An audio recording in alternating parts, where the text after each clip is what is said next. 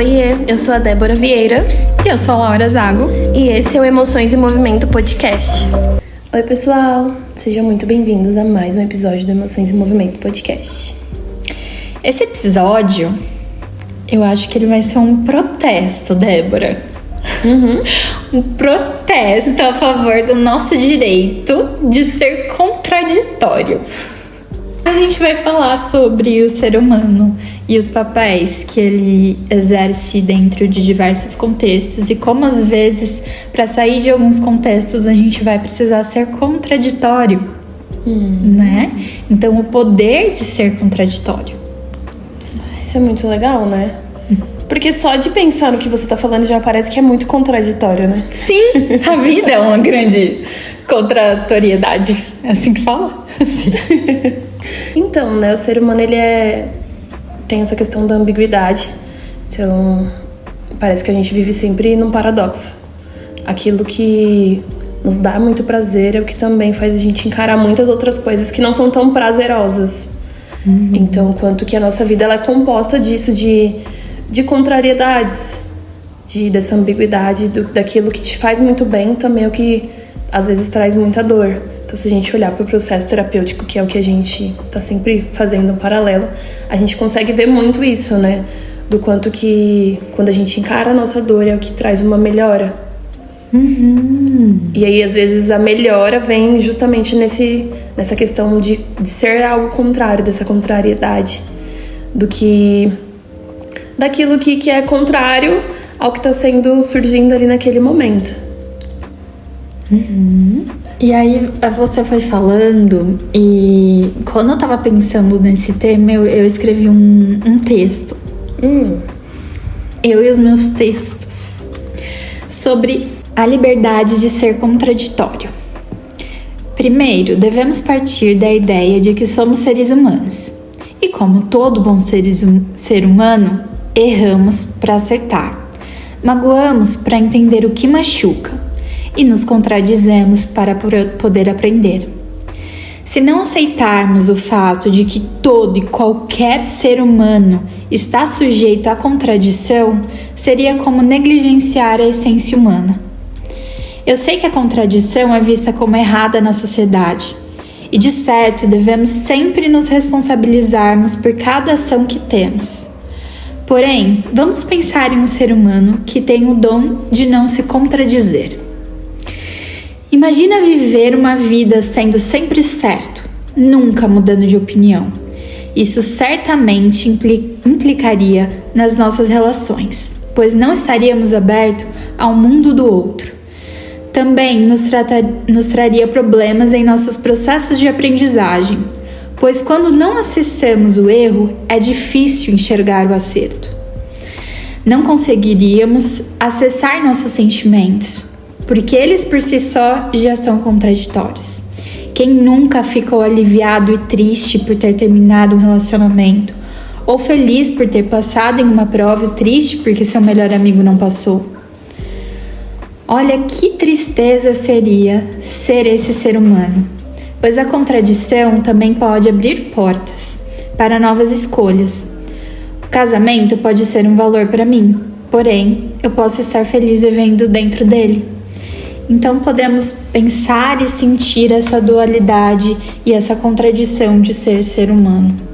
Que lindo! Você gostou? Fim do episódio, acabamos, gente. Já entenderam tudo. Mas o que eu quis dizer, né, com esse texto? Que faz parte da gente aceitar que é contraditório. Hoje a gente vive uma onda muito grande, eu acho que na internet, de você fala uma coisa hoje e você não pode nunca mudar de opinião. Né? Então vamos supor que hoje você fala na internet que você nunca quer ter filho. E aí daqui, sei lá, 1 mês, 2 meses, 1 ano, te vem uma vontade de ser mãe. E aí as pessoas usam isso pra falar que você é incoerente, que você é super contraditório, como que você tinha uma opinião e agora você tem outra. E eu penso o quanto que isso limita a gente enquanto ser humano, sabe? O quanto que não aceitar que a gente pode mudar de opinião e que por vezes a gente vai ser contraditório. Né? O quanto que isso limita e coloca a gente sempre em caixinhas, sabe? Isso prejudica tanto o nosso processo de aprendizado. O que vem pra você? Eu fiquei pensando que eu acho que esse processo ele é muito do ser humano, né? Eu acho que é mais potencializado por conta da internet, que a gente consegue ver a proporção que isso leva. Só que eu fiquei pensando muito nesse mesmo exemplo do não ser mãe em qualquer ambiente social. Sei lá, você tá no teu emprego e você fala, olha, eu não quero ser mãe. E aí passa, como você mesmo disse, 2 anos, você encontra alguém legal, alguém que, sei lá... Mudou de vida, né? O contexto de vida mudou. Nós somos seres humanos em constante evolução, em constante mudança. Então, o que faz sentido hoje pode não fazer sentido amanhã. E aí eu fiquei pensando o quanto que isso é social. Enquanto nós estivermos em meios sociais, o quanto que ser contraditório vai ser algo muito errado. E aí eu acho que o tema do texto que você fez traz muito isso, traz o quanto que isso é palpável, o quanto que ser contraditório está ligado à liberdade. Tudo bem se eu quiser ser mãe hoje e amanhã eu não quiser mais de novo. Se contradizer faz parte do processo também. Sim, porque eu acho que dentro do teu texto também traz muito isso do sentir. Eu acho que nós vivemos muito baseado no que nós sentimos. Então, eu acho que vale muito a pena a gente olhar para nos dar essa liberdade de sentir. Porque eu consigo enxergar uma sociedade que está muito limitada pelo que o outro vai falar. Então, olha, eu me expus publicamente dizendo que eu não queria fazer isso ou que eu faria aquilo, mas hoje eu não quero mais. E aí? O que as pessoas vão falar de mim? E aí, o que pode gerar nessa pessoa? Então, uma culpa por, olha, eu errei. Eu tô sendo contra o que eu falei que eu faria ou que eu não faria. E aí, o quanto que isso traz muitos sentimentos e o quanto que algumas pessoas também não conseguem olhar pra isso. Porque foca só no que o outro vai falar. Como que o outro vai me ver. Acho que isso é tão importante que você tá trazendo, né? Porque somos seres sociais, então a gente sempre, por mais que a gente tente, a opinião do outro, ela sempre vai ter um peso, né? De aceitação, da gente continuar naquele meio social. Então é importante a gente olhar por esse viés de ver como que uma cobrança externa também influencia, né, na gente. E até usando o exemplo mesmo que eu trouxe do texto, que é, vamos supor que para uma pessoa, ela cresceu dentro da igreja, na igreja dela, o casamento é um só. Você não casa para separar. E aquilo é muito forte, constituir uma família, estar dentro desse relacionamento, se doar para esse casamento. Só que de repente a pessoa se vê infeliz dentro dele. Então ela vai ter que ir de encontro ou de desencontro a um valor dela. Sim. Né? Que é esse casamento. Então ela vai estar se contradizendo de repente dentro dessa religião. Mas porque isso faz sentido para ela, né? Então se a gente não aceitar isso, que a gente também tem, que a gente também é volátil, que a gente pode mudar de opinião e que a gente pode se ver em outros contextos, o quanto que isso é limitador. Porque se eu não aceito, se eu fico com a minha verdade absoluta do que é certo e eu vou fazer isso, me parece que a gente vai estar se distanciando da vida que a gente quer levar e da coerência que a gente quer ter, sabe? Da autenticidade que a gente tem, né? O quanto que esses processos, eles acabam distanciando a gente. Você vai falando e me veio muito forte na cabeça uma frase que a minha atual psicóloga, ela fala. Ela, desde o primeiro atendimento, ela sempre me fez uma pergunta que é: Débora, o que a vida tem te convidado nesse momento? E aí te ouvir falando me fez lembrar dessa frase. Ai, que profunda! Sim. O que a vida tem te convidado? Sim, a esse momento. Uau! Porque aí eu acho que o que você trouxe traz muito isso. De muitas vezes nós queremos nos amarrar a coisas que não faz mais sentido pra gente nesse momento. E aí não por não ter força de lutar, por exemplo, por um casamento, mas porque às vezes perdeu o sentido, sabe? São duas pessoas que não querem mais estar juntas e estão ali por conta da religião e não fazem mais uma outra feliz. Então, eu acho que é uma pergunta que sempre quando eu estou no impasse eu me faço. Tipo, Débora, o que a vida tá te convidando pra esse momento? Profundo. Sim. Acho que eu também vou me perguntar agora. Porque a gente tá sempre em mudança. A única certeza que a gente tem da vida é que a gente não tem certeza, que tudo é mutável. Só que a gente se apega a uma certeza e a gente quer ficar amarrado nisso. Só que às vezes a vida tá nos convidando pra outra coisa. Então, sei lá, vou me usar como exemplo. Quando eu iniciei a faculdade, eu queria muito trabalhar na área jurídica. Então eu falei, não, eu vou pra área jurídica ou pra área forense, eu quero isso e não sei o quê. E aí fui iniciando o processo, tendo contato com diversas matérias. E no meio do caminho eu falei... no começo eu já falei, eu não quero trabalhar na clínica. Nunca eu vou trabalhar na clínica. Nada a ver. Não faz o meu perfil. E no meio do caminho eu me apaixonei pela clínica. Eu fiquei, tá, e agora? Falei pra todo mundo que eu não queria ir pra clínica. E a área jurídica, quando eu tive a matéria, eu falei, oxi, que chato. Eu não quero. E aí, se a gente for levar em consideração tudo que nós estamos falando, é uma grande contradição. Porque o que eu era apaixonada, pra mim, perdeu sentido. E o que pra mim não tinha sentido nenhum, eu acabei me apaixonando no meio do caminho. E aí eu entendi que a vida estava me convidando pra isso. Óbvio que eu não tinha noção de que era a vida me convidando, mas eu senti que eu tinha um propósito diferente. E aí eu acho que se eu tivesse muito amarrada nisso, eu não teria estado aberta para viver e conhecer a clínica e de fato entrar e viver o que eu tenho vivido hoje. Hoje eu não diria que eu iria para outra área que não fosse a clínica, tipo, primeira opção. Tem outras que me interessam muito, mas primeira opção como a clínica não. Só que o quanto que durante o processo eu consegui me abrir e olhar para isso e entender que isso era o que fazia sentido para mim naquele momento, nesse momento, é o que tá fazendo sentido para mim. E eu acho que vale também eu pontuar que se daqui a, sei lá, 1 ano, 2 anos, 1 mês, 2 dias, surgir uma oportunidade, um desejo de, sei lá, ir pra área social, que eu já tenho, na verdade, né? Mas se surgir um desejo dessa forma, por mais que é contraditório o que eu sinto hoje, eu acho que eu me colocaria disposta e aberta pra isso. Que importante, né, a gente ter essa consciência do que tá acontecendo agora. Porque isso faz com que a gente abra um leque de escolhas que a gente pode ter, né? Hoje pra mim faz mais sentido isso. Talvez amanhã ou mais tarde possa ter outro leque de escolhas. Sim. Né? O quanto que se a gente se limitar só a esse pensamento de não posso ser contraditório, quanto que isso vai limitando também as nossas escolhas. E aí, para falar um pouquinho dessa contradição, a gente escolheu um livro, né, para falar aqui alguns trechos, que é um livro muito bom. Assim, amamos ele, que é O Cavaleiro Preso na Armadura. Você quer contar um pouquinho da história desse livro? Claro! É um livro que eu sou apaixonada, eu tento ler ele pelo menos uma vez todos os anos, porque ele traz alguns conteúdos riquíssimos e sempre me gera vários tipos de insights diferentes.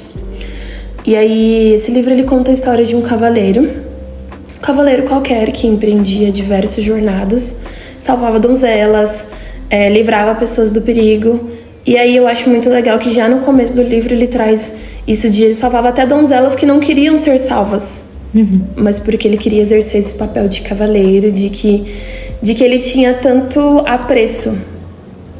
E aí o livro traz uma desconstrução desse cavaleiro. Então esse cavaleiro ele ficou dentro da armadura, então como ele estava sempre indo atrás de uma nova cruzada, de uma jornada, então ele teve uma época que ele não tirava mais a armadura.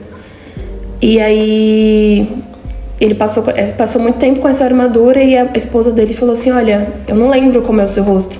Você não tira o seu elmo, você não tira a armadura nem pra comer.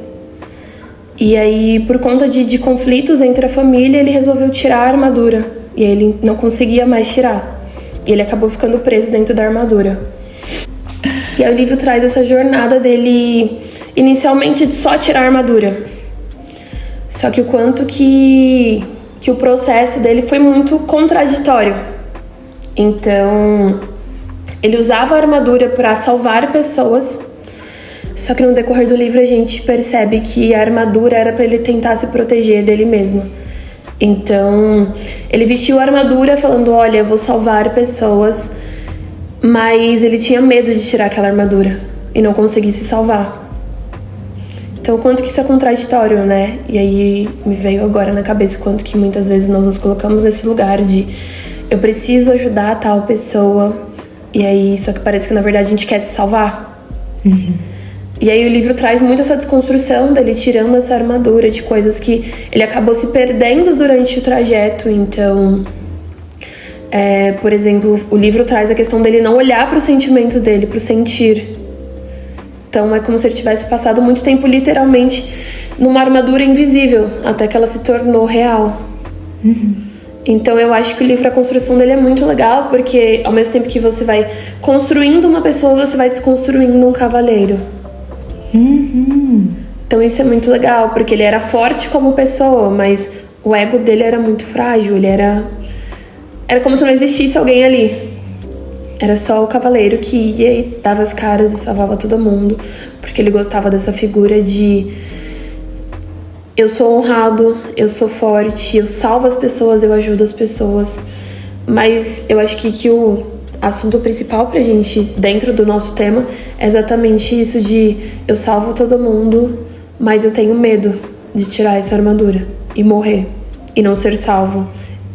Então, parece que ele entrou muito nesse lugar de estou sendo visto. Era o que protegia ele, né? Eu acho que esse livro ele é bom em tantas camadas. Daria pra gente falar de vários temas, só puxando partes dele, assim. Eu acho que ele traz essa ideia muito, muito forte, né? Da gente se perder no personagem, né? Tem esse meme, assim. O quanto que ele usou essa aparência, essa capa de eu preciso salvar as pessoas, e ele foi esquecendo de salvar ele ali dentro. Ele foi esquecendo de olhar para ele. E quando ele se viu numa imagem tão consolidada de cavaleiro, porque ele era conhecido, né? Ele era um dos melhores cavaleiros.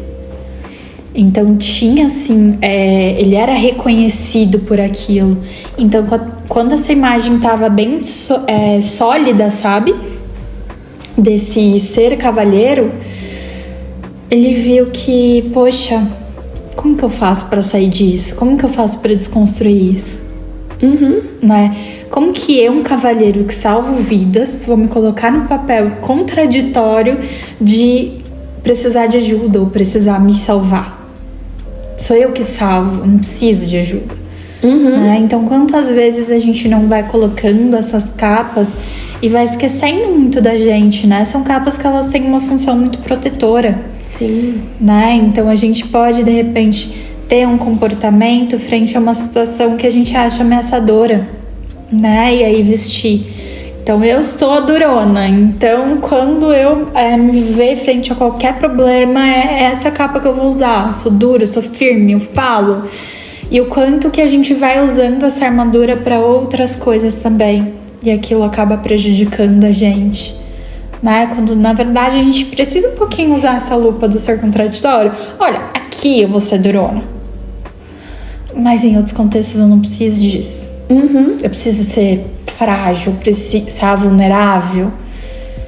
Então, quanto que a gente precisa ir exercendo esses papéis contraditórios também na nossa vida, assim. Sim, sim. Eu fiquei pensando muito no quanto que esse cavaleiro, ele precisou se perder para ele se achar. Então, eu acho que um ponto nesse livro é essa questão de ele tentar tirar a armadura e não conseguiu. Quanto que esse personagem calcificou, quanto que aquilo ficou ali muito grudado, sabe? Tipo, tá, e quem sou eu? Qual é realmente o meu rosto? E aí, quanto que às vezes a gente se coloca em situações assim, de olha, eu quero muito isso, só que a gente não percebe que aquilo deixou de fazer sentido. Que aquilo não cabe mais àquela situação, que cabe a um ambiente, o resto não. Então eu acho que me veio também muito na cabeça agora o quanto que nós somos psicólogas no consultório, no setting, em situações específicas. Óbvio que uma vez psicóloga, sempre psicóloga. Só que, por exemplo, se eu tô na minha casa, sei lá, discutindo com meu irmão, eu não vou atuar como uma psicóloga. Então... E às vezes é difícil desconstruir esse papel também, né? Muito. Como a gente às vezes se impregna e é difícil a gente se olhar fora disso também. Mas é porque às vezes até esse papel, estar dentro e estar fora, é contraditório. Porque, sei lá, as pessoas têm a ideia de uma psicóloga que é totalmente equilibrada. Não sei se essa palavra é correta, mas que não se estressa. Eu, por exemplo, me estresso facilmente. E aí é muito contraditório.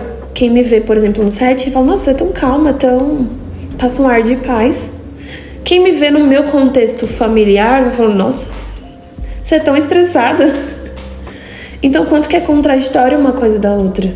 Então, a gente tem que entender esses papéis e saber se colocar em cada um deles. E eu acho que tem algo de humano também, né? Quando a gente pensa sobre isso. De se permitir ser várias coisas. Então não é porque eu sou calma em determinada situação que eu vou ser calma o resto da minha vida. Exatamente. Né? Então é olhar, e aí você falou, me veio muito essa ideia, né? De como as pessoas criam imagens nossas a partir de um papel estabelecido num contexto extremamente definido. E aí você precisa ser assim pro resto da vida, né? Isso acontece principalmente na família. Então, geralmente o papel que a gente, como a gente está e o papel que a gente exerce na família é cobrado muitas vezes fora. Sim. É cobrado que a gente seja dessa forma em outros contextos também, né? E como que isso vai trazendo até um certo sofrimento, sabe? Da gente sempre ter que se moldar ali nas caixinhas certas. E tem uma outra coisa que você falou, que como às vezes é confortável pra gente ficar numa posição só, numa posição que a gente já conhece, né? Então, no livro mostra uma resistência no começo, de não vou tirar a armadura. E bem no comecinho fala da relação com os filhos que ele tem. Então, os filhos começaram a esquecer o rosto do pai. Então a mãe tinha sempre que mostrar uma foto e tudo mais. E mesmo assim, mesmo em todo esse contexto, ele queria ficar ali, né? Era confortável para ele estar ali, porque era conhecido. Era um papel que ele já sabia o que ele tinha que fazer, o que ele tinha que... quais os passos que ele tinha que seguir. Né? Então, às vezes, como é difícil a gente passar, e aí você trouxe isso também, né? A gente passa anos vivendo de determinada maneira e desconstruir aquilo a partir dali, né? O quanto que também a gente vai sentir coisas muito contraditórias e muito ambíguas, né? Porque sair desse espaço que é conhecido também vai vir pensamento de eu sou errado, o que eu tô fazendo é errado. Você não pode fazer isso vai contra tudo que eu sei e vivi até agora. Sim. Então, lidar com isso, né? Sim, você foi falando e me veio outras partes do livro na cabeça. Eu acho que o livro traz muito essa resistência dele. Então, desde o início até eu vou tirar a armadura, eu consigo tirar, e ele percebe que ele não consegue. E aí, depois disso, ele vai em busca de uma jornada no meio da floresta e ele dá de cara com um castelo. E aí, na verdade, ele encontra 3 castelos. E aí mostra a resistência dele para entrar no primeiro castelo, no segundo castelo, no terceiro castelo. E o momento da resistência lá dentro. Então, traz muito essa resistência de, olha, eu passei pelo primeiro castelo, já posso voltar? Eu tenho que salvar a donzelas. Quem vai fazer isso por mim? Então, por mais que ele estava se encontrando, tendo contato com todos esses sentimentos que estavam surgindo ali, ele ainda estava acostumado com tudo aquilo. E aí, o quanto que o livro traz isso de que ele queria voltar. Porque aqui tá muito doloroso. Tipo, tá sendo muito difícil olhar pra mim. Porque o livro traz a questão dele não chorar. Então, como que é o choro pra ele? Como que é ficar sozinho pra ele? Então, quanto que... Não, tá tudo bem, eu consigo ficar sozinho. Tipo, nesse castelo a gente entrou com... O livro traz alguns animaizinhos que ajudam ele nesse trajeto. E aí, ao entrar no castelo, ele tem que entrar sozinho. Então, como que é o contato dele com o silêncio? Porque até então ele nunca ficava em silêncio. Nem na própria cabeça e nem em lugar nenhum. Porque ele tava sempre com pessoas, salvando pessoas. Ou em casa com a família. Então, quanto que ele vai desconstruindo tudo isso. Quanto que ele vai enfrentando esse desconforto. E o quanto que isso é... O livro traz de uma forma, assim, dolorosa realmente. Porque é uma desconstrução, né? Então a gente olha só um tirar a armadura, mas o quanto que isso é simbólico. Quanto que nós precisamos tirar a nossa armadura e olhar para o que estamos sentindo, porque é uma coisa extremamente importante. E é extremamente difícil. Porque o sentir é ambíguo. Então por que eu tô sentindo isso? Eu não quero sentir isso. Se eu tô feliz, por que tá doendo? Se eu tô triste, por que eu tô sentindo paz? Então, quanto que até as nossas emoções, elas são ambíguas, elas não fazem sentido. Então, eu lembro que quando eu iniciei a terapia, eu falava muito pra minha psicóloga, tipo, tá, não faz sentido isso. Ela falava, Débora, mas não precisa fazer sentido. Você tá sentindo. Nem tudo vai fazer sentido. E isso é muito real, né? Porque é ambíguo. Às vezes a nossa situação é de caos e a gente tá sentindo algo que é totalmente contrário. Maravilhoso, sem palavras. Acho que você resumiu tudo. Eu entrei num lugar muito profundo. Então, nossa, me empolguei. Tô aqui refletindo na minha vida. A cabeça foi longe. Nossa, me empolguei um pouquinho, gente.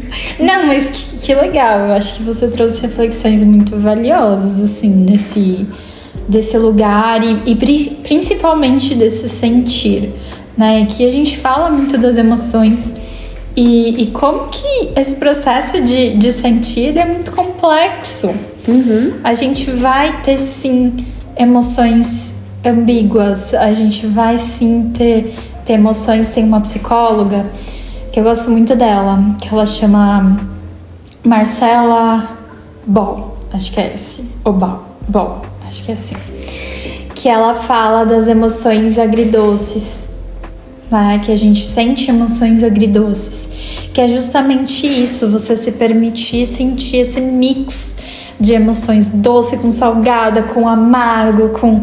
né? Porque as emoções, elas vêm carregadas de tudo isso, né? As vivências vêm carregadas de tudo, dessas emoções. Então, o quanto a gente precisa se permitir sentir e precisa entender que a contradição faz parte do ser humano. E aí eu fiquei pensando, trazendo para um outro contexto, pra gente falar da contradição também de outras formas. Me veio o Big Brother na cabeça. Conte-me. Né? Por que Big Brother? Porque assim, o Big Brother, eu acho que ele deixa tudo mais explícito do que acontece aqui fora. Por isso que é algo que, né, repercute bastante. Mas é o fato, assim, todas as edições têm isso. São pessoas que defendem ali uma causa, que tem toda uma ideia sobre algum fato. E aí o seu melhor amigo faz aquilo que ela abomina. E aí ela vai e tenta explicar a diferença do tratamento pro melhor amigo e pra uma pessoa que não é tão próxima, diferente. Ali explicita como a gente é contraditório. Sim. Sabe? Isso faz parte. Todo mundo é assim. Né? Então eu vejo as pessoas falando, não, porque isso, porque aquilo, e tudo bem, faz parte, né, ali do contexto do programa falar, mas o quanto que a gente faz isso aqui fora. Né? Pessoas que a gente tem mais proximidade, a gente tende a sentir um pouquinho mais ali de empatia do que pessoas que a gente não conhece, né? É muito mais fácil a gente transitar nesses espaços, assim. O que vem na sua cabeça em relação a isso? Me veio muito a questão do quanto que o afeto potencializa essa nossa ação contraditória. Porque, por exemplo, esse exemplo que você trouxe traz muito quanto que uma pessoa próxima teve mais misericórdia. Então, quanto o afeto que essa pessoa tinha pelo amigo foi o que fez ela ter compaixão e ir lá explicar de uma forma não tão agressiva e não entrar naquela cultura do cancelamento. De olha, que racista e não sei o quê. Não, já foi... Não, amigo, não é assim. Olha, deixa eu te explicar. Então, só me veio muito na cabeça a questão do afeto. Eu acho que essa situação, ela entra também muito em questões nossas, assim, né? Até morais aqui, falar sobre ser contraditório, se permitir ser contraditório. Porque isso esbarra em vários temas da sociedade, assim. Então, eu acho que tem essa questão do afeto, né? Da gente ter um pouquinho mais um olhar diferenciado. Muito porque a gente conhece aquela pessoa, a gente sabe as intenções, ou a gente entende ali aquele contexto. Então fica até mais fácil de explicar. Não que deva ser o papel da pessoa explicar ou não, mas que talvez ela tenha um pouquinho mais de empatia dentro daquela situação do que em outra situação. Sim. Né? E mostra o como isso também é ser humano. Isso também fala de uma humanidade, a gente aceitar que vão ter determinadas situações que a gente vai ser contraditório, sabe? Às vezes sem perceber e às vezes sem... só no piloto automático, assim. Sim. Né? É importante, e aí trazendo um outro lado também, a gente sempre refletir, né? E desconstruindo coisas. Então, de ver as nossas próprias incoerências e se faz sentido, ou sentir essas incoerências e ver o que a gente pode fazer com elas. E ver talvez aonde a gente precisa melhorar, onde realmente está muito distante, a gente não está sendo tão autêntico aqui. Então, olhar um pouco para essa contradição, para a gente ver o que a gente pode fazer a partir dela. Né? Porque vão ter contextos ali onde a contradição ela pode ser nociva também. Sim. Né? E aí a gente bate, eu coloquei no texto isso, que é outro ponto, que é responsabilização. A gente precisa se responsabilizar pelo aquilo que a gente fala, pelo aquilo que a gente faz, né? Que é outro ponto aí. Então a gente sempre precisa revisitar essas situações, sabe? Faz sentido ou ficou confuso o que eu trouxe? Não, pra mim fez total sentido. E aí me fez lembrar também de um outro exemplo do Big Brother, que foi o exemplo da edição que tava o Projota. Que aí eu lembro que eles... Acho que foi a edição que tinham mais pessoas negras e eles se reuniram, fizeram um grupo de pessoas negras. E aí um integrante, não sei se era o Lucas, ele não era incluso nesse grupo, por mais que ele era uma pessoa negra. E aí me veio muito esse exemplo na cabeça, por conta também da contradição. Então, olha, aqui é um grupo das minorias que vamos virar a maioria. Porém, o Lucas não faz parte. E aí, tipo, eles pregavam tanto a questão desse acolhimento por serem todos negros, mas eles também rejeitaram uma pessoa negra no grupo deles. E o quanto que é contraditório. Tipo, eu prego tanto isso, mas eu tô fazendo com essa pessoa a mesma coisa que os brancos fazem. Ou que eu acho que os brancos fazem no contexto fora daqui. Então, quanto que a ação deles ali dentro também foi contraditória. E, inclusive, aqui fora repercutiu isso, né? Muito. De ser algo ruim, assim, que as pessoas viam como algo ruim. Sim. E o quanto que todos nós estamos sujeitos a ser contrários em coisas que nós levamos até como valor moral. Porque pra eles é um valor moral, é uma questão de existência, da raça, né? Não que existe, acho que somos todos a mesma raça, mas o quanto que pra algumas pessoas tem essa distinção. Então, o quanto que eles erraram num negócio que eles estão lutando pra acertar todos os dias. Porque também faz parte, né, de uma engrenagem, de um sistema, assim. Pensando em tudo isso que a gente falou, acho que esse tema, ele tem muitas, né? Tem muitas vertentes e coisas, assim. coisas mais agradáveis de se falar e coisas menos agradáveis de se falar, né? Porque a contradição, ela vem com um peso muito grande, né? Quando a gente pensa nela, assim, de até refletir, sabe, na nossa vida, quais momentos a gente foi contraditório e que talvez a gente precisasse ser contraditório, né? A contradição, ela também é contraditória no que a gente sente a partir dela. Sim, total.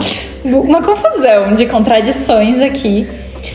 E eu acho que a gente, né, a proposta era justamente a gente pensar nisso e trazer essa reflexão, né, vamos se permitir aqui trazer um pouquinho mais de humanidade para isso aqui, e faz parte, isso também é uma questão humana, né? Somos seres contraditórios. E até que ponto ficar essa cultura de ficar apontando o dedo pro outro, quão nocivo pode ser, né? De não permitir ali outros pontos de vista também, certo? Sim. E eu acho que até pra quem é muito crítico, né? Se permitir ser contraditório. Porque quem sofre com autocrítica acaba esbarrando nisso, né? De eu não posso errar, eu preciso ser perfeito. Se eu falei que vai ser desse jeito, vai ser desse jeito e pronto. Por mais que não tenha sentido pra mim. Se eu falei que eu vou me formar em psicologia, eu vou até o final, porque é isso. Ai, nem isso serviu pra mim. Essa pedrada aí serviu pra mim. Ai, desculpa. Tá bom. Mas vamos lá para as indicações. Vamos. E aí, enquanto a gente estava conversando, me lembrou um texto. Não sei se isso vai servir como indicação, mas foi um texto que fez muito sentido para mim, né? Ele é de um psicólogo que chama Russ Harris. E ele é da ACT, né? Que é a minha abordagem. E ele é assim. Qual é o problema de estar certo? Você pode estar se perguntando. E a resposta é: depende. Depende da situação. Em muitas situações, estar certo não é problema algum. Por exemplo, se um médico estiver certo no diagnóstico e tratamento da sua doença, ótimo. Mas em outras situações, estar certo pode ser muito destrutivo. Por exemplo, considere o que acontece em nossos relacionamentos com os entes queridos quando estamos convencidos de que estamos certos. Se eu insistir nisso, estou certo, e por padrão, você está errado. E como é estar errado? Não é bom, né? Quando acreditamos que estamos errados, podemos nos sentir culpados, arrependidos, envergonhados, ansiosos, burros, estúpidos, inadequados, incompetentes e por aí vai. E como é estar certo? Nos sentimos poderosos, fortes, justos, corretos, sentimos totalmente justificados, infalíveis, superiores, muito melhor do que estar errado. Estou certo, você está errado. Assume muitas formas diferentes. Pode ser: aqui, dê pra mim. Você não sabe como fazer isso. Ou veja o que aconteceu, eu te disse. Ou você sabe que não é muito bom nisso. Deixa que eu cuido disso. Ou errado. Você fez isso de novo. Por que você sempre faz isso? Por que você nunca me escuta? Ou até mesmo, viu? Eu tinha razão. Existem pelo menos 11.273 maneiras diferentes de se comunicar. Estou certo, você está errado. Desde revirar os olhos até franzir a testa, dar repreensões e inúmeras variações das frases acima. E se formos honestos conosco, gostamos bastante de estar certos. Por quê? Porque nos faz sentir fortes, inteligentes, poderosos, superiores ou algo semelhante. Mas infelizmente faz com que a outra pessoa se sinta fraca, burra, impotente, inferior ou algo igualmente desagradável. E isso não é bom para os nossos relacionamentos. Então, o que eu quis dizer com todo esse texto?